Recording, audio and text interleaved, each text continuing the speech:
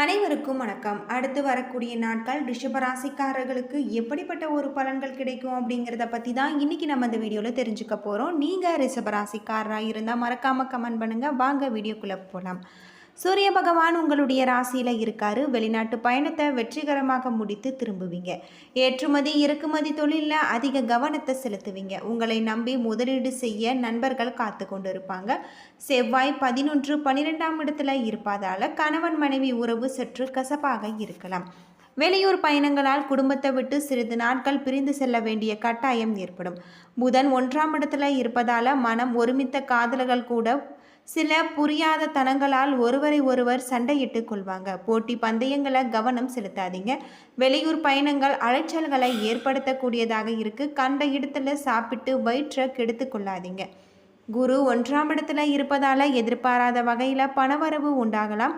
தொழிலை நிதானமாக முன்னேற்ற பாதைக்கு அழைத்து செல்வீங்க. சனி 10ஆம் இடத்துல இருக்காரு. அது மட்டும் இல்லாமல் உங்களுக்கு ராகு 11ஆம் இடத்துல இருப்பதால பெரிய மனிதர்களின் சந்திப்பு உங்களுக்கு பக்கபலமாக அமையும்.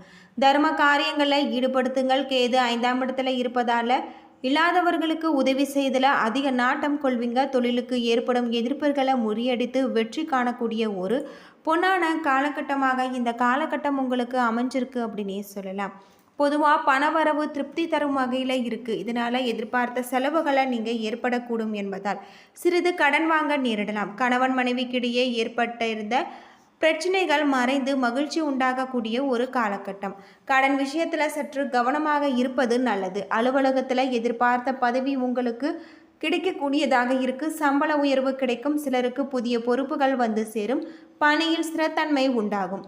வியாபாரத்தில் விற்பனையை அதிகரிக்க சற்று கூடுதலாக உழைக்க வேண்டியிருக்கும். உழைப்புக்கேற்ற லாபம் கிடைப்பதால் உற்சாகம் உண்டாகக்கூடியதாக இருக்குது. குடும்பத்தை நிர்வகிக்கும் பெண்களுக்கு சிரமம் எதுவும் ஏற்படுவதில்லை. கோவிலுக்கு செல்லும் பெண்மணிகள் மகிழ்ச்சியான வாரமாக இந்த வாரம் உங்களுக்கு அமைஞ்சிருக்கு அப்படின்னே சொல்லலாம். நீங்கள் வீட்டு பூஜை அறையில் முருகப்பெருமானை நினைத்து தீபம் ஏற்றி வழிபட்டு வாருங்கள். உங்களுக்கு மிகப்பெரிய ஒரு அற்புதமான காலகட்டமாக இந்த காலகட்டம் உங்களுக்கு இருக்குது அப்படின்னே சொல்லலாம். ரிஷபராசிக்காரர்களின் ஜாதகத்தில் 11ஆவது இடத்துல ராகு கிரகம் சஞ்சரிக்கும். இதன் விளைவாக விளையாட்டுகளில் பங்கேற்பது இந்த வாரம் உங்களுக்கு மிகவும் தேவை. ஏனென்றால் சிறிது ஆரோக்கியம் நல்ல மற்றும் வெற்றிகரமான வாழ்க்கையின் ரகசியம் என்பதை நீங்கள் புரிந்து கொள்வீங்க. எனவே இதை நினைவில் வைத்து உங்களை ஆரோக்கியமாக வைத்து கொள்ள வேண்டியதும் முயற்சி செய்யுங்கள். இந்த வாரத்தில் எந்த ஒரு நிதி முடிவுகளையும் எடுப்பதில்லை. நீங்கள் கடந்த காலத்தில் தொடர்பான பிரச்சனைகள் முடிவுக்கு வரக்கூடியதாக இருக்குது. அது மட்டும் இல்லாமல் இந்த வாரம் உங்கள் முதல் வீட்டின் வியாழன் கிரகம் இருப்பதால் உங்கள் குடும்பத்தில் பற்றிய விவாதம் ஏற்படும். இந்த நேரத்தில் உங்களின் மன உறுதி அதிகரிக்கக்கூடியதாக இருக்குது. மேலும் சாதகமான குடும்ப சூழ்நிலைகளை பார்த்து நீங்கள் வெளியில் இருந்து அது மட்டும் இல்லாமல் உணவு அல்லது இனிப்புகளை ஆர்டர் செய்யலாம். நேரம் பணம் உங்களுக்கு ஒப்புக்கொண்டால் நீங்கள் எச்சரிக்கையாக இருக்க வேண்டியதும் நல்லது அப்படின்னே சொல்லப்படுது.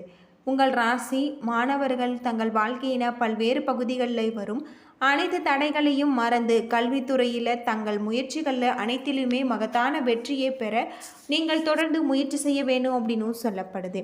எனவே உங்கள் தோல்விகளை மறைத்துவிட்டு உங்கள் இலக்குகளை அடைய சரியான திட்டத்தை உருவாக்கி கொள்ளக்கூடிய ஒரு அற்புதமான காலமாக இந்த காலகட்டம் உங்களுக்கு அமைஞ்சிருக்கு அப்படின்னே சொல்லலாம்.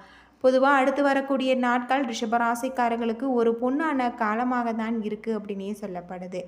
ரிஷபராசிக்காரர்களை பொறுத்தவரை உங்களுக்கு பொன் பொருள் சேர்க்கை உண்டாகும். ஆனால் அடுத்தவர்களுக்கு உதவி செய்ய நீங்கள் போனால் வில்லங்கம் தான் ஏற்படும். எச்சரிக்கையாக இருப்பது நல்லது.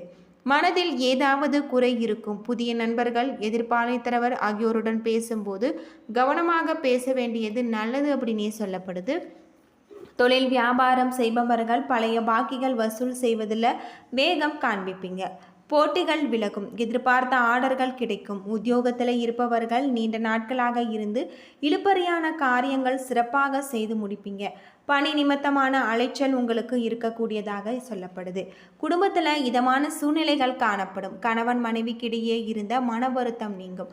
குழந்தைகள் மூலம் மன நிம்மதி கிடைக்கும். உறவினர்கள் நண்பர்களிடம் இருந்த மனக்கசப்பு மாறும். குடும்பத்தில் சுப நிகழ்ச்சிகள் இருக்கு. பெண்கள் எதை பற்றியாவது நினைத்து கவலைப்படுவீங்க.